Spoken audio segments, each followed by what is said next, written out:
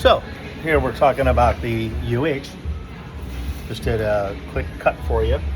So the model tags are always on the inside cover. Generally speaking, if you can't find them, they're also, of course, on the exterior as well. And anyway, this is a undercounter unit that is what we call a UH300. This is an M4 series, so it's a 4th generation unit. What's unique and really cool about it is that it's a cold water feed. So instead of having hot water come in, it carries a lot of lime deposits and can clog up the pipelines, the heaters, the tank, the rinse booster, and really mess up the system. And it also forces the operator to really be hyper vigilant on deliming. This one doesn't require the level of deliming that the others do. You still want to delime them. And again, if you have us do it, that's great. We'd love to help you. If you don't have us do it, at least have somebody do it. Do it yourself, train your staff on it so that you can keep the lines free and clear. This unit itself here will give you a constant display. It does 2 fills. So what'll happen is it'll initially fill, you'll hear it heat. It'll heat up the rinse booster heater to 185 degrees. The rinse booster heater is right down there, under here. I'm touching it. Anyway, it'll get to 185 degrees and it will fill that to a minimum level. It has a water level sensor right up in here. It's physically right about there on the inside panel. And what it will do is it'll fill one time, refill, drop the temperature down, and it'll have to go all the way down back to 120 degrees when it's filling. Then it'll heat all the way up to 185 degrees and then refill again. And so after that, it will level off, recognize the temperature. Then it will continue to bring the wash temperature, which is right here, north of 150. This is showing 151. Now this is still in the heat up phase. So your rinse heat is not 180 yet. It's still on its way to getting there. You can see the status indicator light blinking. So it's telling you, I'm not ready to be operated. That will go off as soon as it's ready to be operated.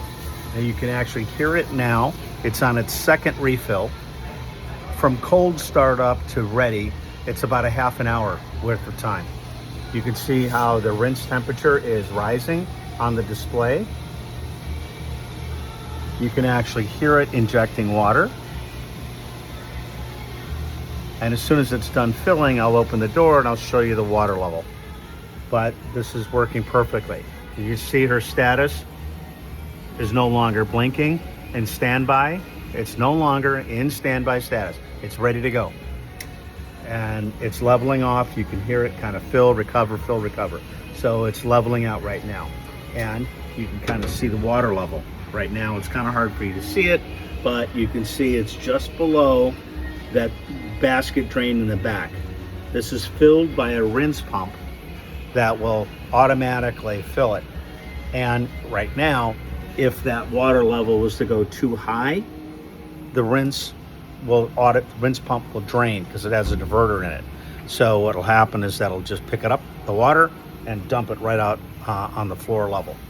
So that's how this one works. It's pretty straightforward. So right now, I press the button. You see she's going into wash now.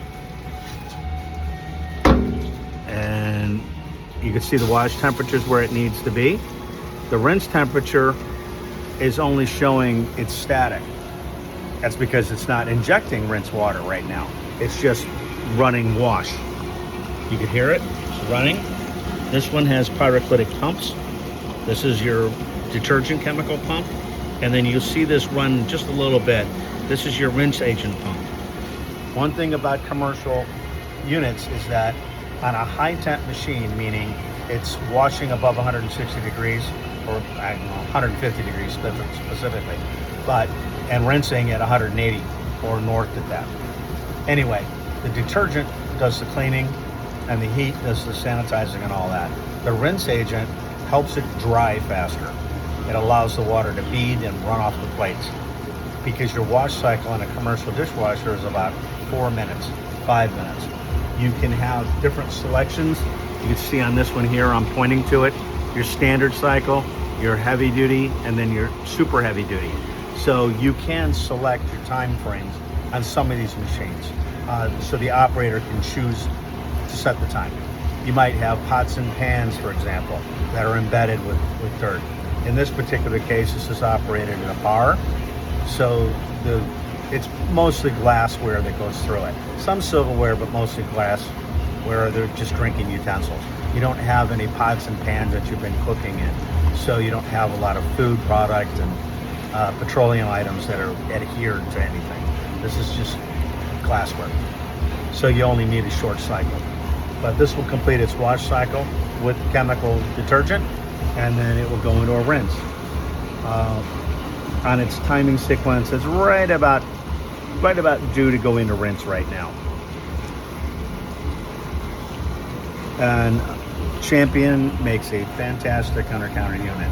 This is really great for bar use, glassware use, daycare centers that don't have super high volume of pots and pans. So this particular model and manufacturer is ideal for this application.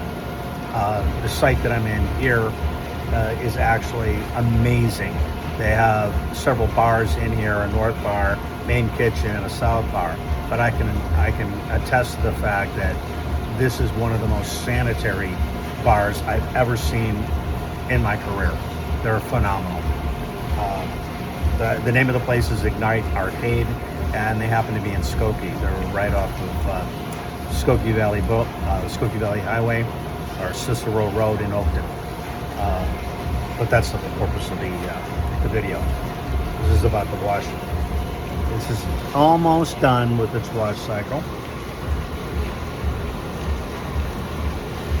You can kind of see it. What's nice about the access on this is that you can take the front cover, it just really kind of hangs in position, and it's held in by 2 screws.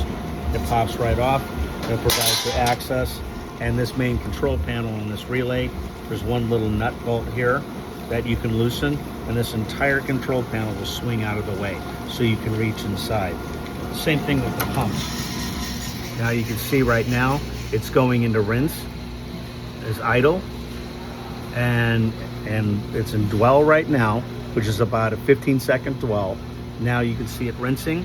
The temperature's going up because it's injecting rinse water, and it sees that high temperature. Now, there's not enough water in there yet to force it to drain. And you can see the floor drain right there, and there's no water coming out of it because the water level, you can kind of hear it. You see how the recirculation pump is running?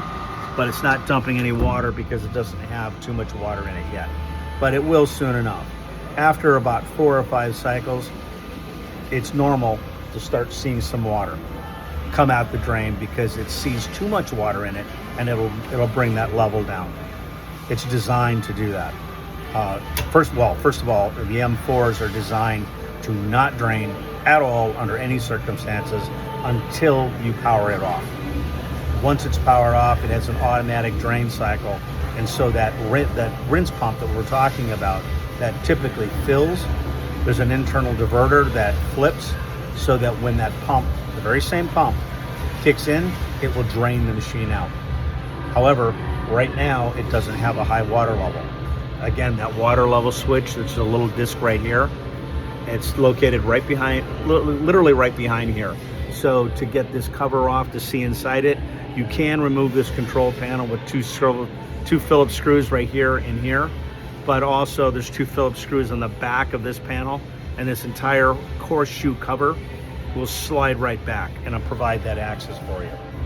But again, because it's designed not to drain, it'll keep rinsing and filling until it does get too much water, then it will jump.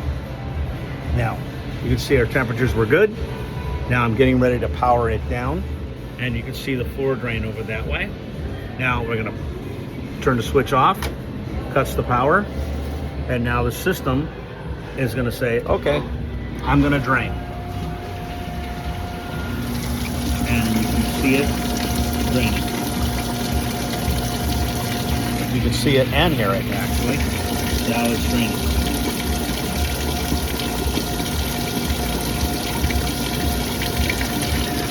So again, this is the same rinse pump that fills the machine. It's just going through a diverter valve. So instead of filling back into the tank, it's allowing it to drain out. And it will continue. You can see how it's cavitating right now. You can actually kind of hear the cavitation where it's completely drained. The cycle is not ready yet, so it's still doing its thing. That blinking green light tells you I'm still draining.